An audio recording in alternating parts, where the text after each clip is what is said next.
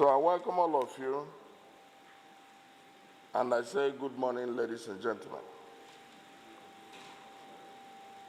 Tank farms across the country serve as an essential function. They are stores of economic value and a critical part of the energy distribution infrastructure in the country.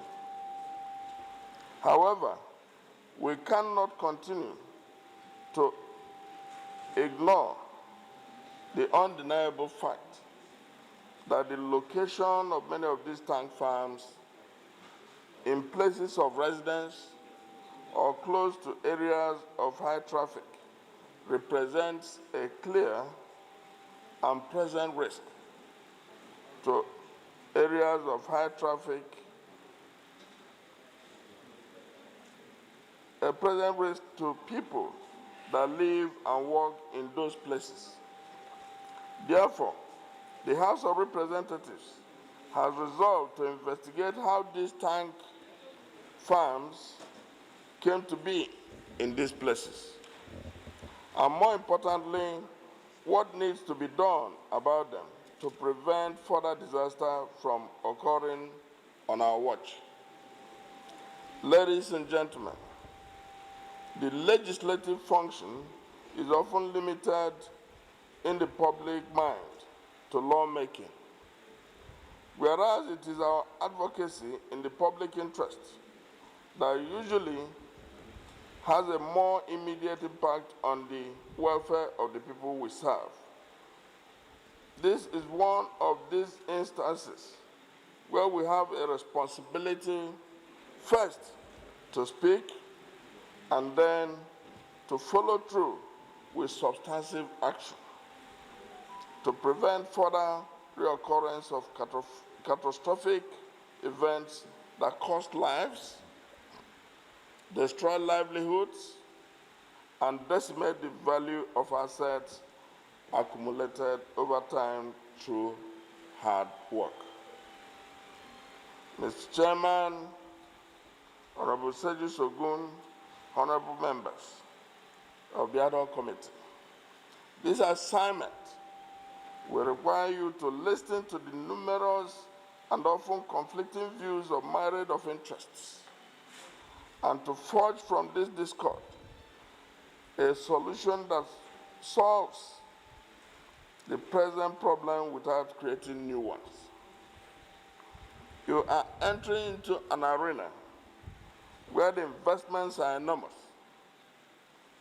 the interests are entrenched and powerful, and where a failure to deliver on our mandate will have outsized consequences long after you have left office. I am confident in your ability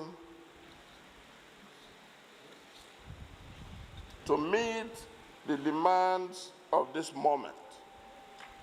I assure you of the support of the House of Representatives, and I wish you God's speed.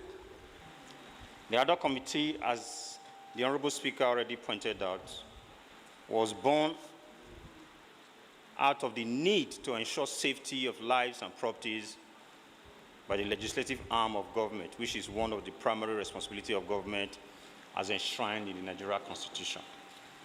The tank farms located in the residential areas of Ijegun, Kirikiri, and others is a huge disaster waiting to happen, and the committee has a task to adequately carry out the assignment in the best interest of the people and national development.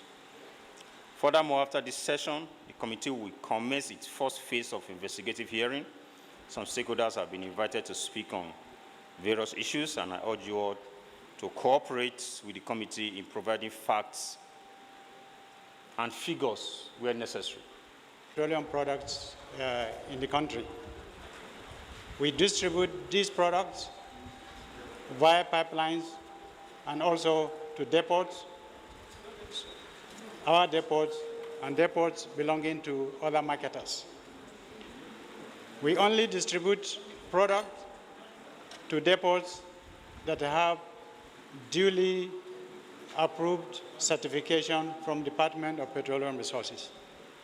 DPR remains the real regulator for the industry in terms of downstream distribution of petroleum products. Talking about the specific location of depots in Kirikiri, Ijegun area, we have one depot there, which was established since 1981. And since that establishment of that depot, we have operated that depot under strict safety guidelines. And majority of the community people there drive subsidiary businesses around that depot operation. So for us at NNPC, it is not bad to think of relocation of depots, provided that is done gradually and in a phased manner. Why? Because that axis in which products are discharged at those depots in those areas and distributed across the country represents a significant portion of the distribution of petroleum products. So if there's an abrupt disruption in distribution through that axis, what that will portend is a distribution crisis. Otokina Andrew. I'm a lawyer by profession. I mediated between the tank farm owners and the Kirikiri community in 2011. The depot owners started operation in Kirikiri town in 2005. And by 2008, some people who have bought houses at what is known as Kirikiri View Association brought petition to the regulatory authorities. We visited Lagos State Environmental Protection Agencies, and Department of Petroleum Resources. I was appointed to mediate between the community and the depot owners by the Department of Petroleum Resources. And we had more than 4 months of brainstorming with the community and the depot owners. And we came out with a memorandum of understanding, which considered the best global practice on business of the nature. And Mr. Chairman, we are going to rely extensively on that MOU.